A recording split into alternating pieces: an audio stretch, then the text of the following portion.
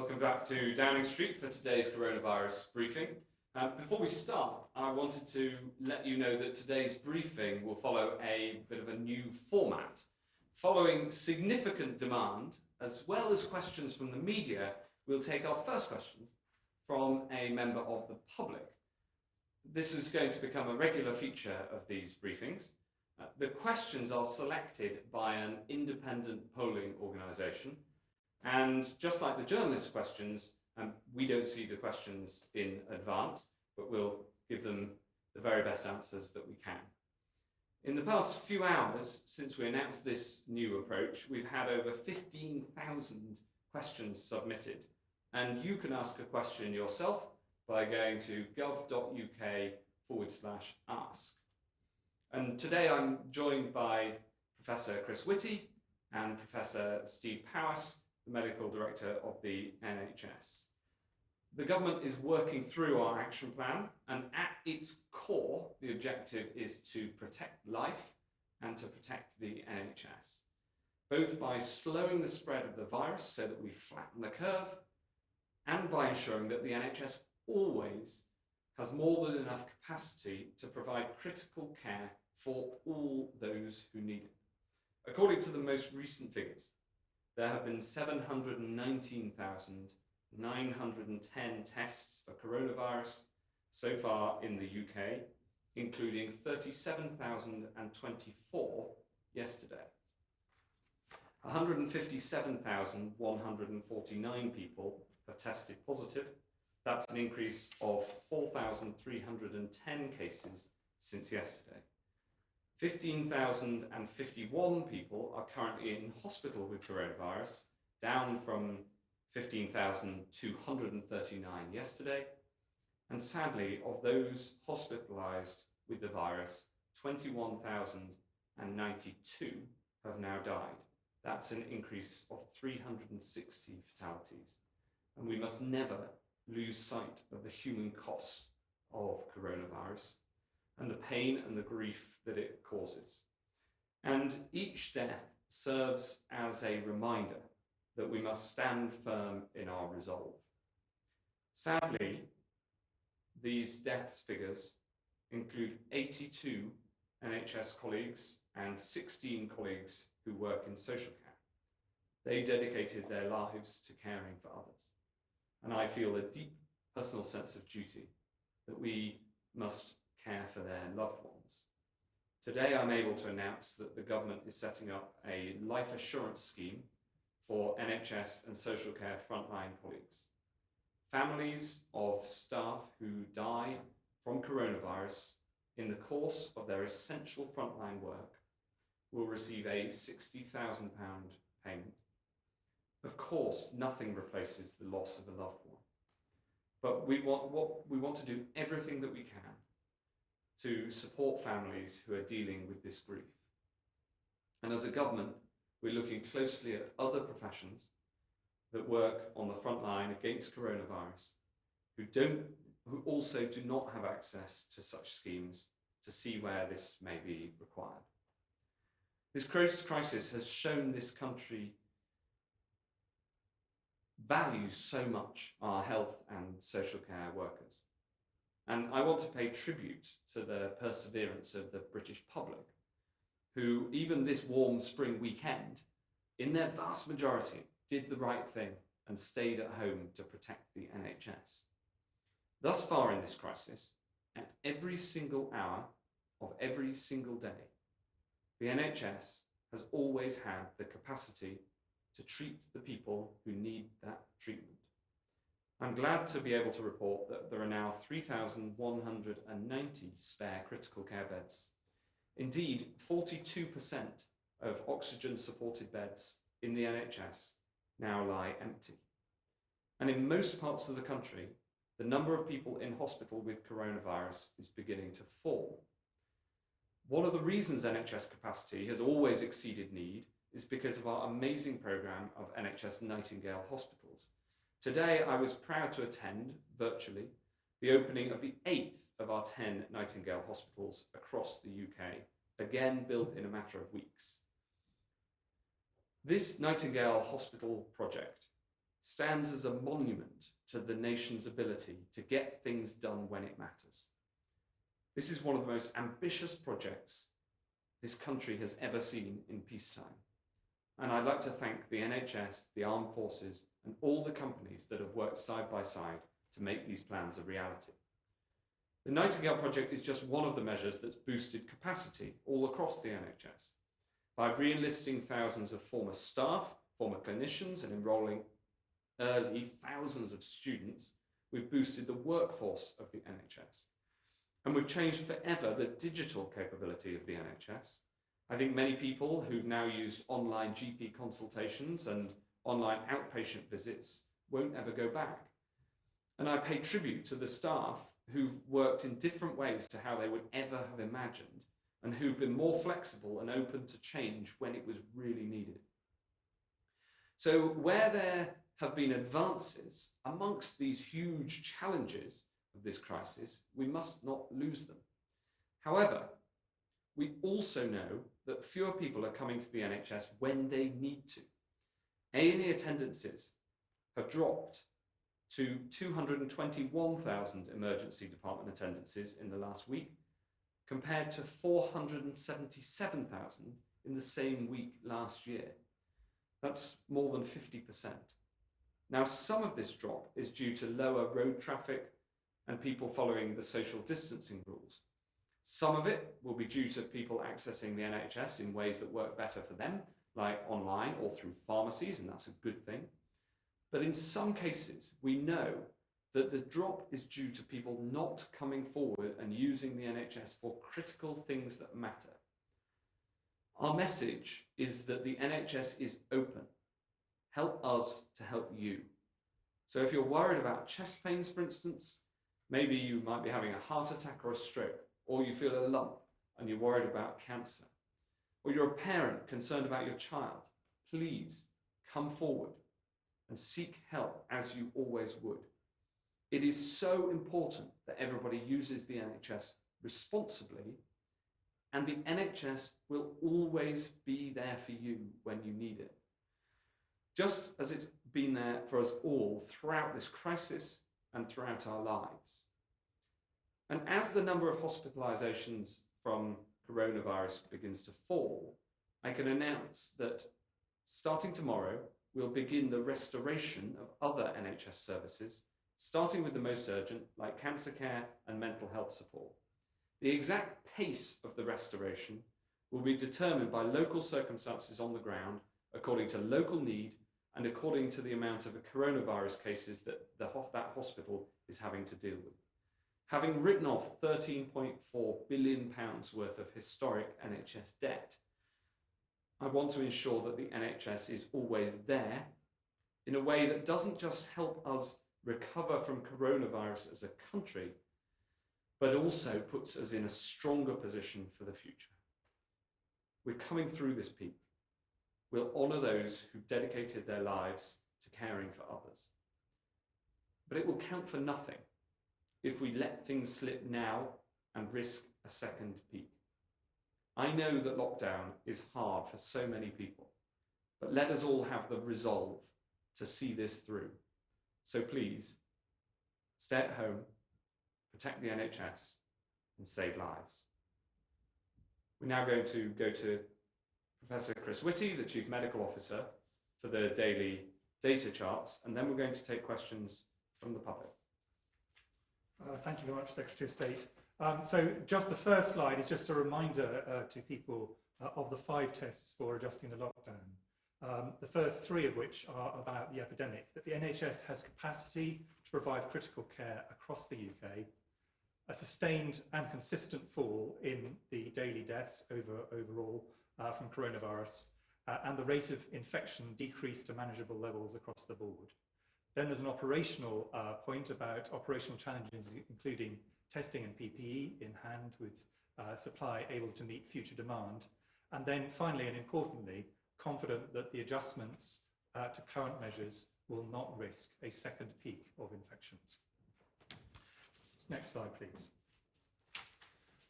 The next two slides are really ways of looking at whether people are continuing, as they have been consistently throughout this crisis, to heed the guidance in terms of keeping pressure off the NHS by staying at home unless they have to go out for necessary things. And as you can see, after a very remarkable fall initially, broadly this has been flat, very slight trending up in terms of motor vehicles, but otherwise really the data remain largely unchanged on these transport metrics. Next slide, please. And then looking at other forms, the driving we talked about before, a very slight increase in walking, public transport remains largely flat. So evidence, I think, that the great majority of people are continuing to honour the lockdown, which is helping us to drive the number of cases down and therefore take pressure off the NHS. Next slide, please. The next few slides are really ones that people who watch these briefings will be very familiar with. It's just the most recent data. So new cases in the UK. As you can see, obviously, one thing we have to bear in mind is that the number of tests is going up overall, but despite that, the trend is flat or slightly down in terms of positive cases. Next slide, please. But when we actually look at people in hospital, I think the trends that demonstrate that over the country as a whole, we're going through the peak are reasonably clear to see. Obviously, a bigger fall in London, but the rest of the country in different areas either flat or decreasing over time. Next slide, please. And then when we turn to one of the most important questions, which is critical care capacity, if you look at these trends across England, Scotland, Wales and Northern Ireland, these are the percentage of all critical care beds being used for COVID patients. And both in absolute and in relative terms, this is gradually trending down. But importantly, and I talked about this last time I was here, this is a very gradual peak. We're not seeing a dramatic fall off, and nor do we expect to in the next short while. Next slide, please. And finally, sadly, people are continuing to die. As we have said every time just after a weekend, there's an artificial drop because there's a less notification over weekends. So the number of cases who sadly were reported as having died yesterday was 360. I do actually expect there will be a bit of an uptick again later in the week as we catch up from the weekend drop. Nevertheless, the trend overall, as you can see from the 7-day rolling average at the top, which smooths out these weekend effects, is a gradual decline, but we are definitely not consistently past the peak across the whole country at this point in time. Finally, a slide which compares different countries, and again, I would be really clear that we should not overinterpret the absolute numbers. The way these are actually measured in different countries is different, but the trend lines, I think, are reasonably clear from this. Thank you very much. Thank you very much, Chris. Now we're going to go to the first question, which is from Lynn in Skipton. And I'm going to read out the question, and I'm reading it for the first time, and then we will endeavour to answer it. I'm missing my grandchildren so much. Please, can you let me know if after the 5 criteria are met, is being able to hug our closest family one of the first steps out of lockdown? Well, thank you, Lynn, for that question, an incredibly important one, and brings home the emotional impact of the lockdown measures. I think, why don't we take the direct medical evidence from the Chief Medical Officer? Well, very clearly, for most people, the ability to actually interact with families in a way that they have not been able to during this period is absolutely essential. In terms of the direct answer to this lady's question, it depends, if I'm honest, on the situation that she finds herself in. So if she is someone who has a significant medical problem in a way that means that she would have to be shielding, that is, and she's an older person, some grandparents are younger grandparents, some obviously are older. If she's in a group which is vulnerable, then the answer is that it might well be prudent, and this will depend entirely on individual circumstances, for her not to get into a situation where she is putting herself at risk. Obviously, if she's healthy and younger, that may well not be true. But the overall view that actually one of the things that clearly is important to everybody is the ability to get together with families remotely, but also physically, everyone fully accepts. Nevertheless, it is important that people who are vulnerable continue to be protected even after whatever the next steps are occur. Thank you. And the thing I'd say to Lynn directly is that we understand the impact of not being able to hug your closest family.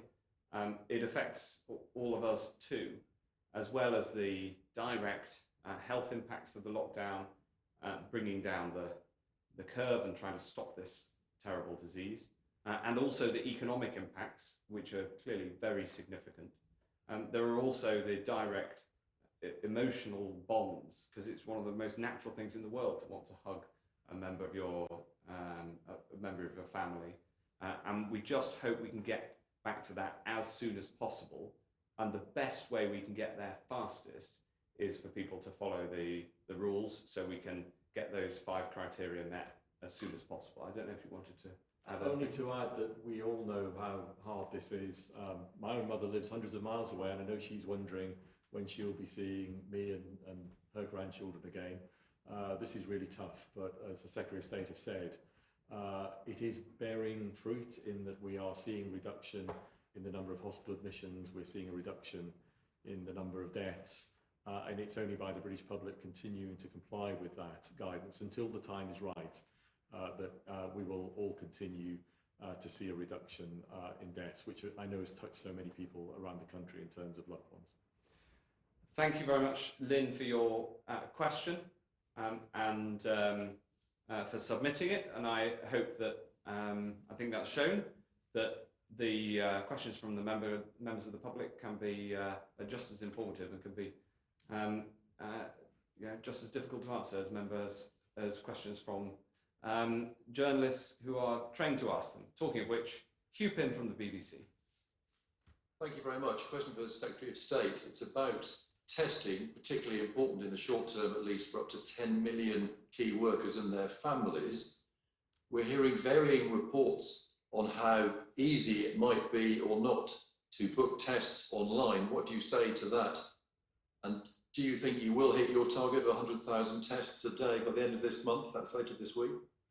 Well, thank you. I think we are on track to the 100,000 target. We're broadly where we expected to be. You've seen a big increase over the weekend to 37,000 tests yesterday. Now, we are also enhancing and making it easier to access how you get hold of tests. The home tests have been particularly popular. We delivered 5,681 of those yesterday.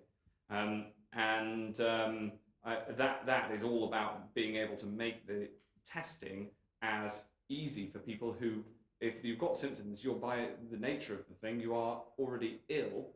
And so we want to make it as easy as possible to get hold of those tests. Alongside it, still we're opening more and more drive-through centres. So we're broadly where we expected to be, and we've got a lot of work the rest of this week to keep continuing the ramp up to the goal that I so clearly set out. Thanks, Hugh. Can I ask a follow-up? Yes, of course. Beyond this, it's very important to escalate testing capacity significantly to prevent or help prevent a second spike. Where do you want to be with capacity and testing ability in a few months' time? How many hundreds of thousands a day? So this is a really important question, and of course, the reason that I set the goal and that we're working so hard towards it is because testing is an important part of how we keep the spread of the virus down, especially once we've got the number of new cases down through the social distancing measures. So we want testing to continue to increase. As you'll know, the Prime Minister set a goal of 250,000 some time ago, especially for when the antibody tests come on stream. But so far, there isn't one of those that is clinically valid. So we'll keep on increasing. It's important to note that we've already gone past the number of tests per day, for instance, that they carry out in South Korea. We're approaching the levels that Germany undertakes. So it's a project to keep increasing. Also, we need to think very hard and take the clinical advice on how to use those tests. For instance, we're putting far more into care homes. We're making sure that now NHS staff get tested, including when they're asymptomatic, to make sure that we understand whether people who are working in hospitals have got the virus, and using the tests for surveys. The Office for National Statistics have got a survey, for instance, in the field right now, with people being tested this week to find out how many people have got the virus, how many have had the virus, the critical questions that we need to know the answers to. So I don't know if you want to add anything, Chris, but the point is it's a really important question because because testing is a critical part of controlling the virus once we get the number of new cases down. Only thing to add is that the more testing capacity you've got, the more flexibility you have to do different things, which both for patients and in terms of things like care homes, as the Secretary of State was saying. Thanks, Hugh. Robert Peston, ITV. Good afternoon. On the life insurance scheme, will overseas healthcare workers working in the NHS and those who come back to the NHS temporarily, will they qualify for this life insurance? Right now, they don't, for example, qualify for normal death in service benefits. And a question, I think, largely for Chris Whitty.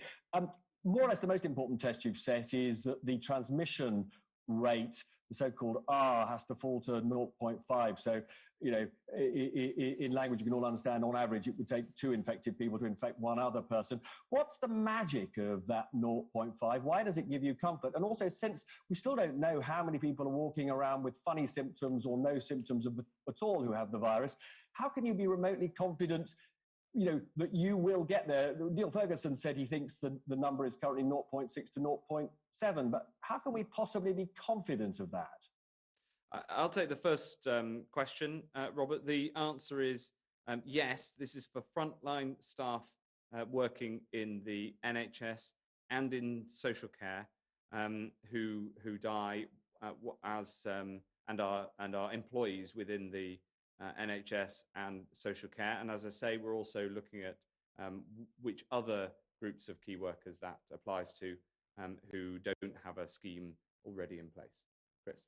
On 0.5, can I just correct? I mean, I don't recall ever saying that the target was 0.5.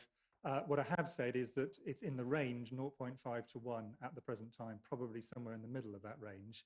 And the second thing which I have said is that it is really important we do not go above 1. That 1 is an absolute target. And the reason for that is that once it goes above 1 for any prolonged period of time, I mean, it might just flick up for a short period, then you go back to exponential growth. And then sooner or later, depending how much above 1 it is, you get back to the situation the NHS is threatened to be overwhelmed because exponential growth goes from very small numbers to very large numbers very fast. So I would like to clarify that it's not going above 1 is the long-term target. Clearly, the lower we can get it at the moment, the better. But as I say, it's probably in the middle of the range, 0.5 to 1 at the present. And that is bringing down the R, which is what you're actually seeing when you look at the critical care and other metrics we looked at in the slides. Thanks very much. Could I just, yeah, of course. One extra thing, actually, just on the life insurance, and just to be clear, there's nothing in this life insurance scheme that would waive the rights of the families of individuals who get COVID and either die or are seriously injured from, in a sense, suing the NHS in the traditional way if they feel they haven't been properly protected, particularly in the absence they might feel of appropriate PPE gear. There's no waiving of their standard employment rights involved in any of this. No. Beth Rigby from Sky. Thank you. Professor Whitty, at the beginning of the lockdown, Sir Patrick suggested a death toll below 20,000 was a good outcome. Now hospital deaths are sadly above 21,000, and that doesn't even include care home or community deaths. How have you had to change your expectations as the disease has progressed? And can you provide an updated expectation of what you think a more realistic number is now? And Secretary of State, you've promised 100,000 tests by Thursday. And last week you said trace and track was key to easing social distancing measures. What level of testing do you need to get track and trace up and running? And what's your time frame for that?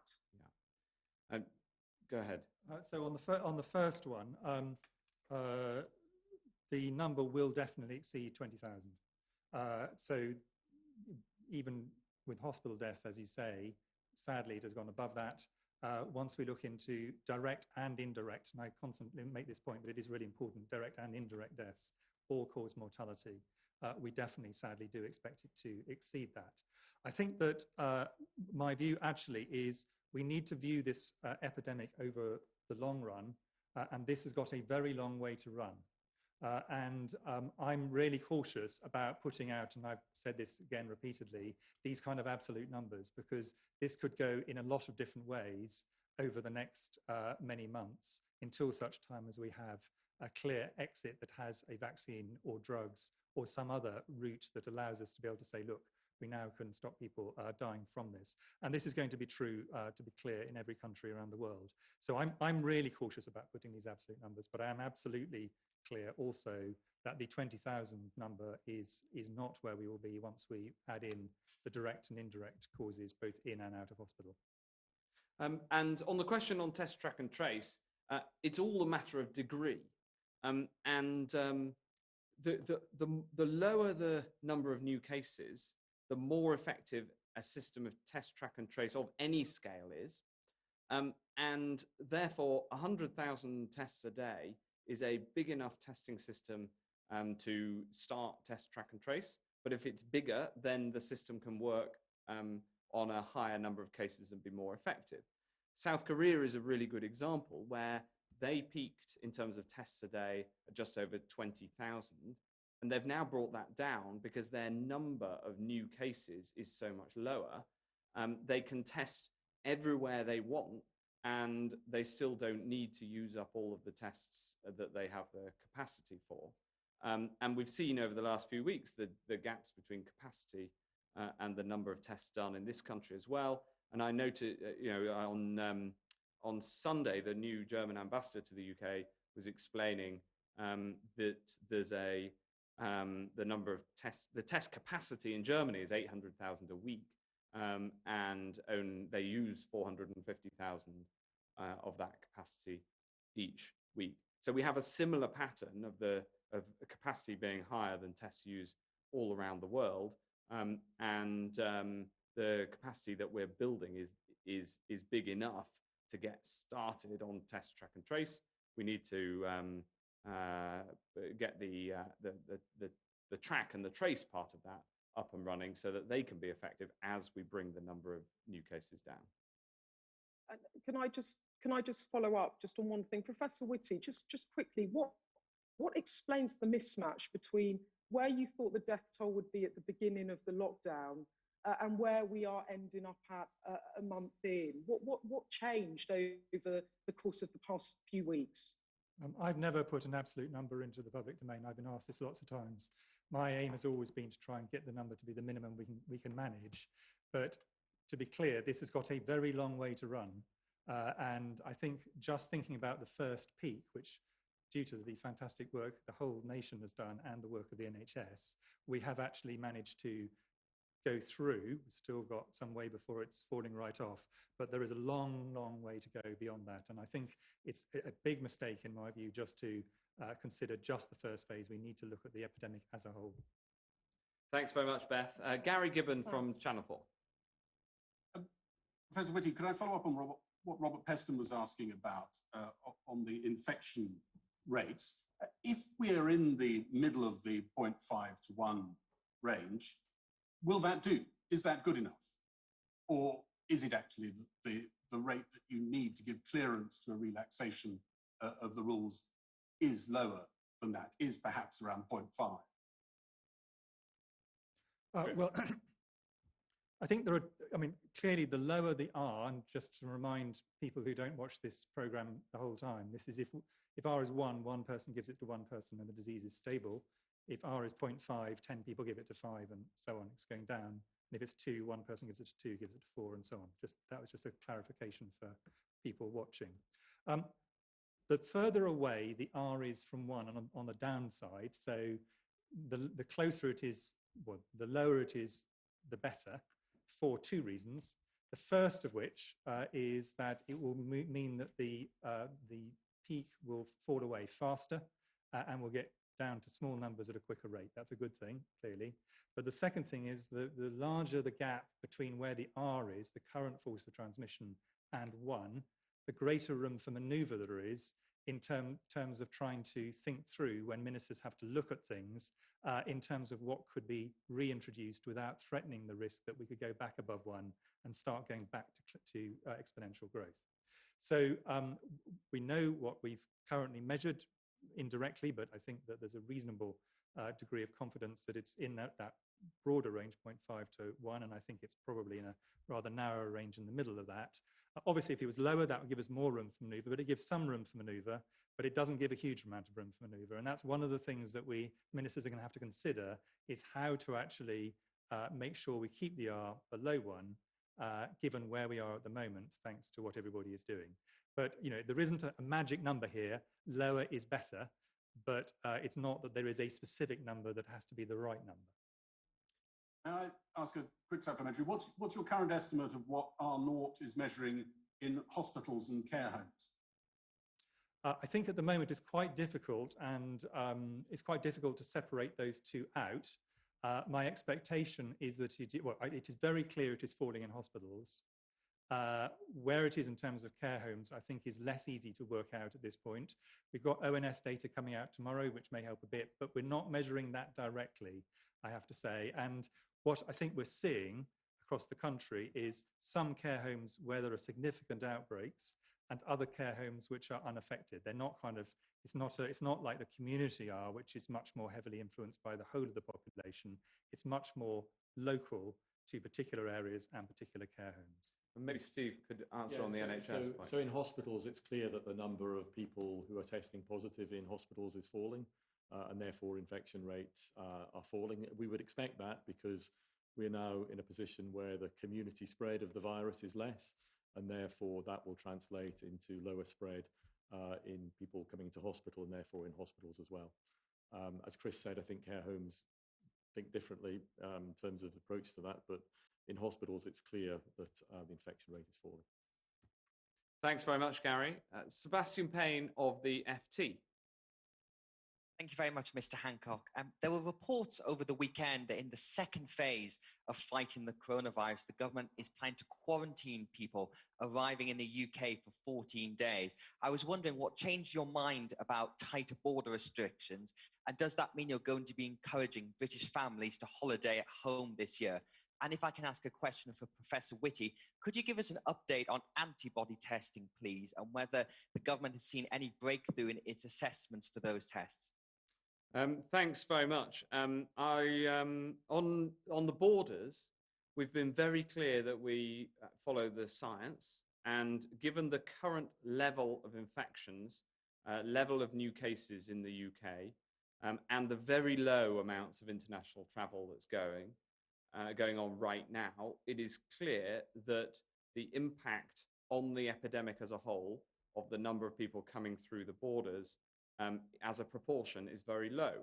But as we bring the number of new cases down in the UK, that proportion coming from those who are travelling internationally will rise. And that means that the judgment on the measures that you need at the border changes. And we've seen a number of countries go through this process, and we'll have more to say about it in due course. On the testing point, I don't know whether you want to go into that, but the antibody tests is still something that we work on. We have now lab-based antibody tests.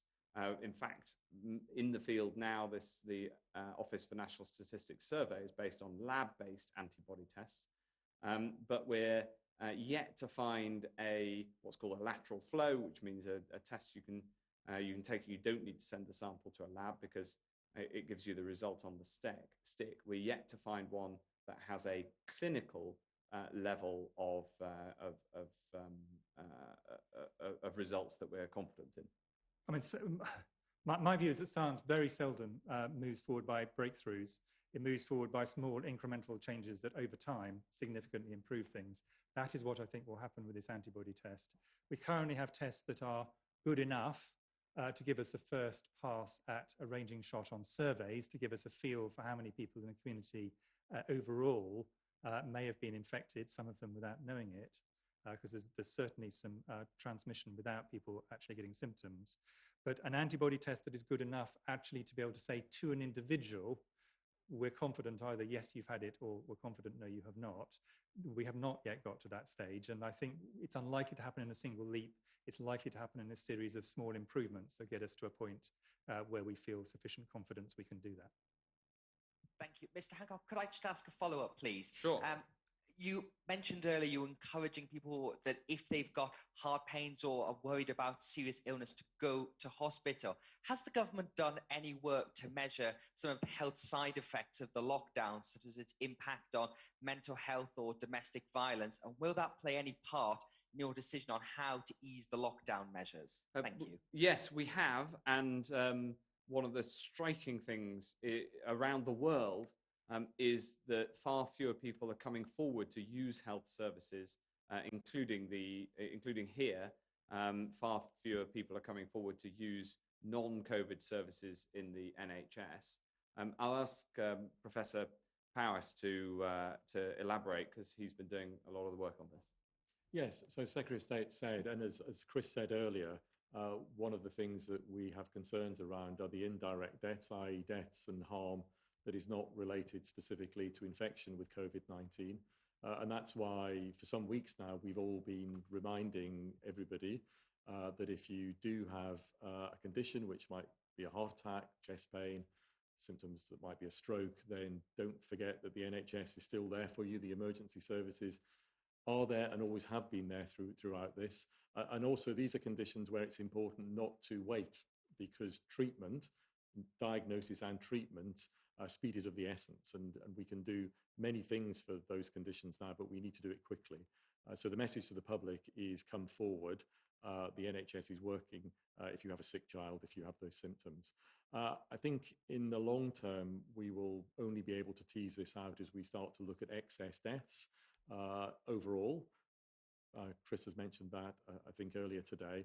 And of course, comparisons between countries in terms of excess deaths will be important as well. But we do know that attendances in A&E department are down. There's reasons that might be the case, but there are reasons why we want to encourage people to come forward if they have emergency symptoms that might need emergency treatment.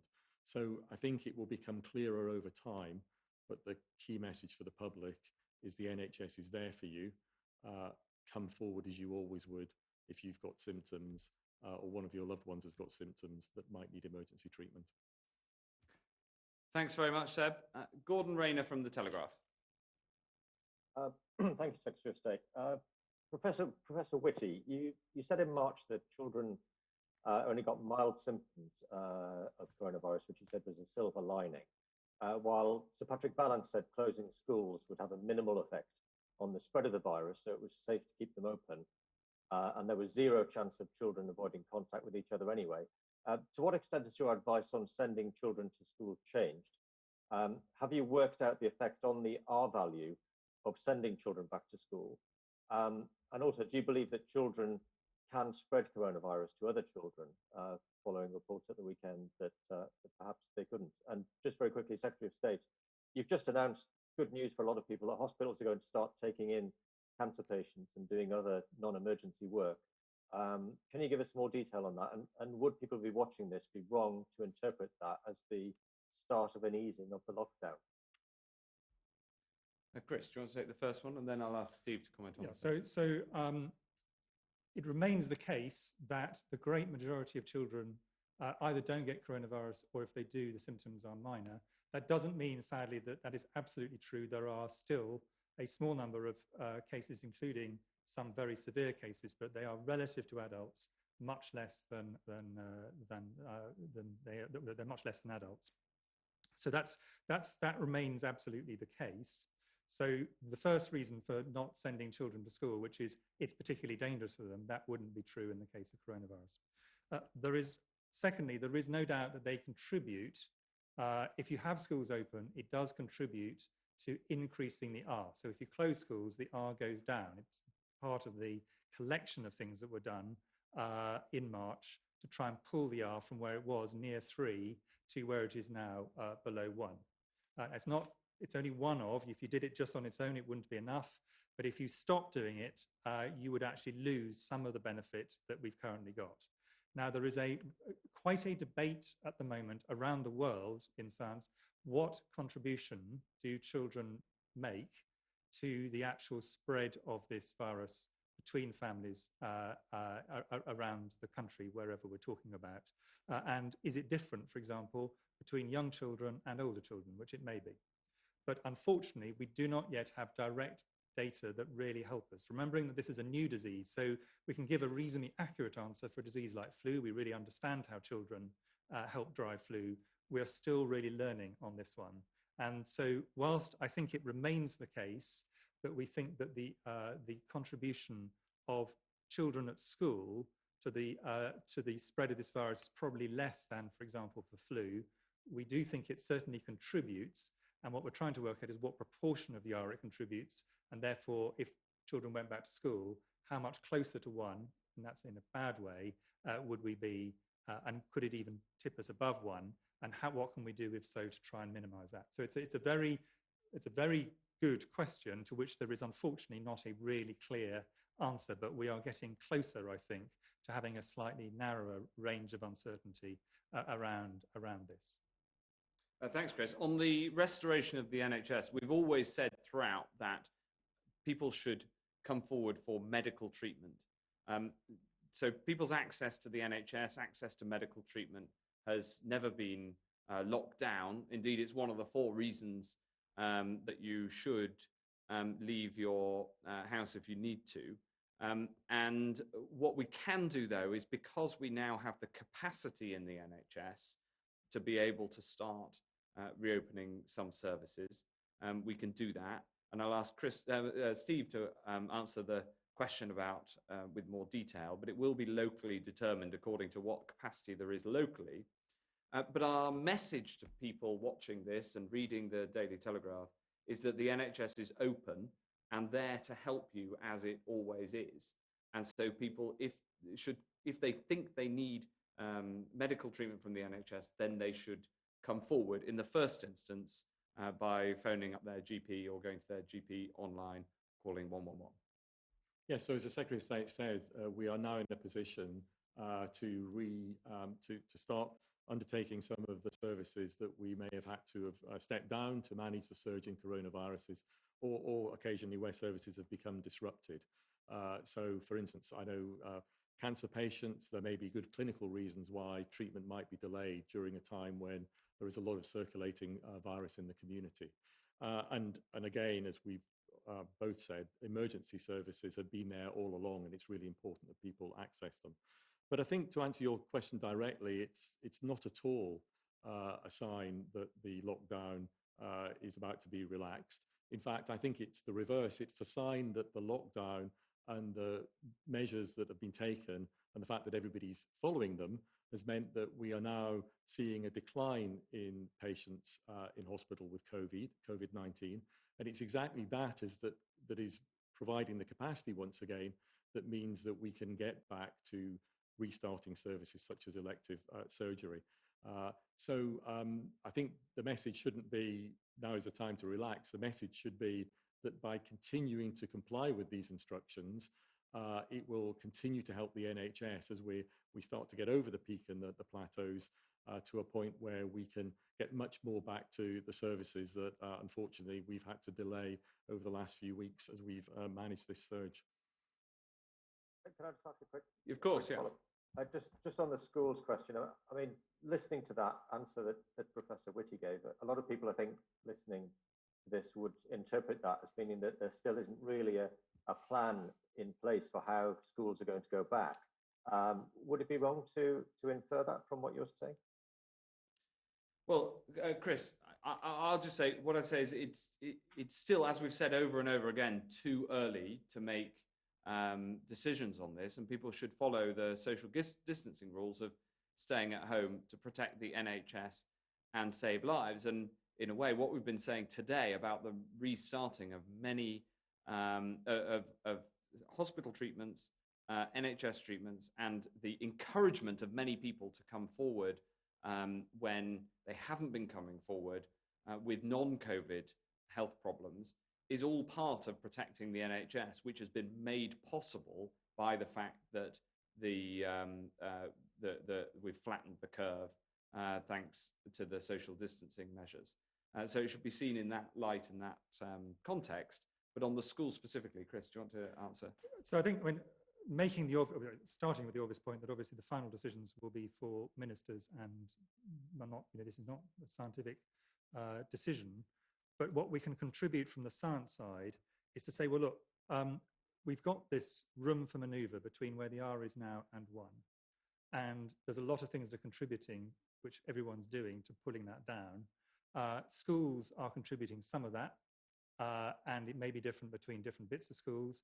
And what we're trying to do, very, very short order, is try and give a kind of feel for what are the combinations of different things which actually still keep the R below 1, which is an absolutely critical thing, but allow opening up of different bits of society and different bits of which schools is one.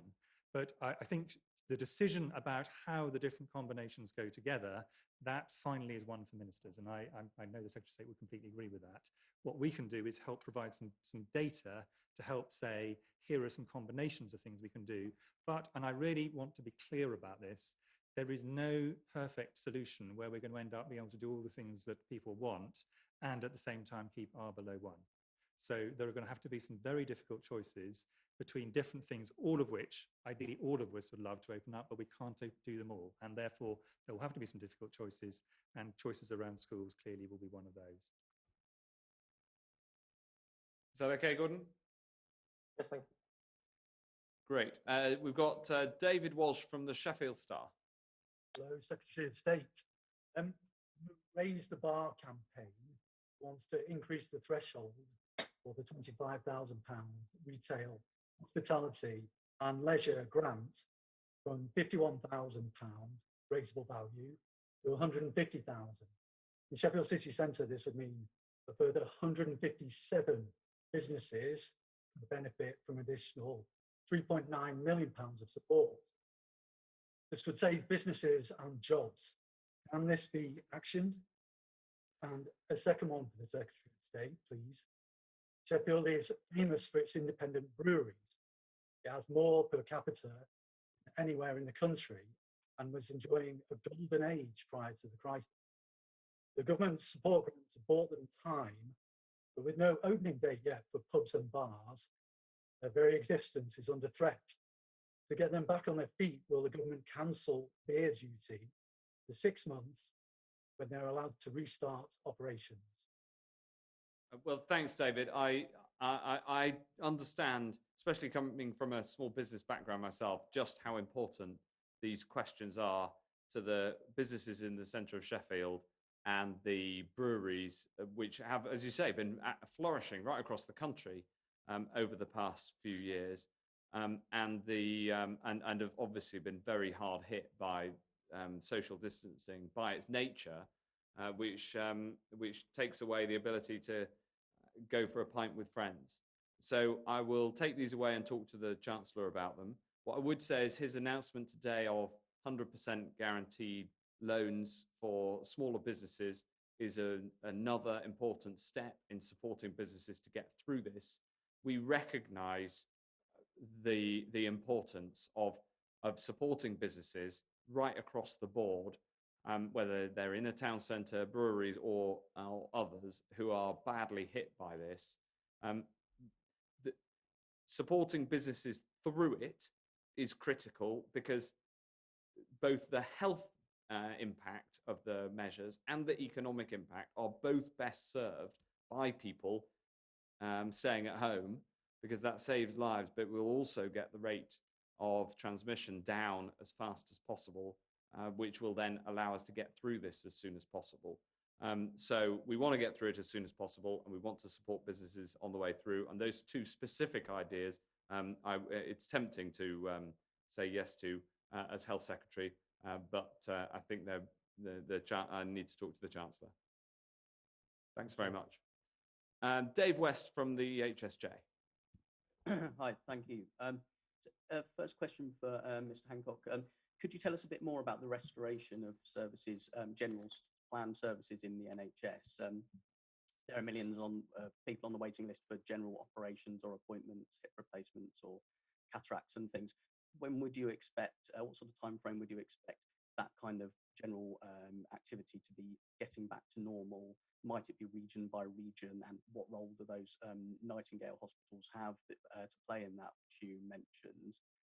And the second question, if I can, for Chris or Stephen. This morning, HSJ revealed the warning to doctors about the small numbers of children who are becoming seriously ill with an unusual set of symptoms, which the experts believe may be an emerging symptom linked to coronavirus. Do you think this may be a new feature of the outbreak, or are you pretty confident that these are simply cases of the small, very small number of serious cases of coronavirus, which we do see in children? Thank you. I'm very worried about the latter, and we are looking into it closely. I'll ask Steve to answer on that. On the restoration, this will be a locally driven approach, system by system. Of course, the principles are that the most urgent treatment should be brought back first, and also that it needs to be according to the local demands on the system. You know, there's parts of the country where the number of COVID patients as a proportion is much lower than in other parts. And so it has to be locally driven. That means, unfortunately, I can't give you a sort of concrete single number answer to when. And it is gradually over weeks, but starting from tomorrow. Steve. Yes, thanks, Dave. Yes, so as you've referred to, we have become aware in the last few days of reports of severe illness in children, which might be a Kawasaki-like disease. So Kawasaki disease is a very rare inflammatory condition that occurs in children. The cause is not often known. It can be related to a number of things. So it's only in the last few days, as I say, that we've seen those reports, and I know you reported that in the Health Service Journal this morning. So both Chris and I are aware of that. We have asked our experts, so I've asked the National Clinical Director for Children and Young People to look into this as a matter of urgency. I know the Secretary of State is concerned, as he said. I know Public Health England are also looking into this. So it's obviously important that when clinicians see these cases and worry that there might be a cluster, that they alert other clinicians so that we can make sure that they are identified if they're occurring elsewhere. And then quite rightly, we ask our experts to look into them and to see whether they can establish any link. We're not sure at the moment. It's really too early to say whether there is a link. But what I should say, as we said already this afternoon, is our advice to parents is that this sort of disease is very, very rare. If you are worried about a child who is becoming sick and not recovering, then do remember to contact 111, talk to a GP, or in an emergency, contact 999, because the emergency services in the NHS are there for sick children, and it's important for this and other conditions, although very rare, I must emphasise rare, that you come forward to seek treatment and diagnosis as quickly as possible. Thanks, Steve. Chris Whitty. No, I mean, just really to reinforce what Steve said, this is a very rare situation, but I think it is entirely plausible that this is caused by this virus, at least in some cases. because we know that in adults, who of course have much more disease than children do, the big problems are caused by an inflammatory process, and this looks rather like an inflammatory process, a rather different one. But therefore, given that we've got a new presentation of this at a time with a new disease, the possibility, it's not definite, we need to look for other causes as well, but the possibility that there is a link is certainly plausible. But back to Steve's overriding point, numbers very small. Key thing is, if parents are worried, then phone up and get advice. It's very rare. Ask a very quick follow-up on the restoration. Yes. And the NHS needed to free up about 30,000 beds to ensure it was ready to deal with the first peak, and has been able to do so, but has used a lot of capacity and had to rearrange a lot of things. How many is it going to need to keep open in case of a second peak or other returns of the virus? Because that's clearly going to be a big constraining factor, along with the staff who staff the beds, on what it can do back to normal. Well, one of the principles of the tests we've set before we make any adjustments to the social distancing measures is that we shouldn't risk a second peak. For many, many reasons, the direct impact, of course, but also because a second peak would mean that we would have to halt the restoration of the NHS for non-COVID treatments. And that has an impact itself on the health of the nation, as Chris Whitty first set out several weeks ago, in terms of the indirect death rate. So we've got to make sure that we don't have that second peak. Therefore, the NHS is, of course, making sure that it can reopen where that locally is appropriate, given the local amount of pressure on the system, and also taking into account the Nightingale hospitals. In fact, I'm going to answer a question that was asked previously, but by Beth Rigby, I think, but I didn't answer, which is that the Nightingales are not going to be used for non-coronavirus purposes, because they are precisely set up and designed to deal with people who are intubated and are sedated. But the fact that they're there does help us to restore more of the core NHS and get that going as much as possible. Were you coming in again? I was just going to say, very finally, would you see them all, the Nightingale hospitals, all 7, or I think it's 7 or 8 now, to be used in that way? In the first instance, yes, but as we go through this, we always keep things like this open to review, to work out what's the best way to use the resources at the nation's disposal. Steve?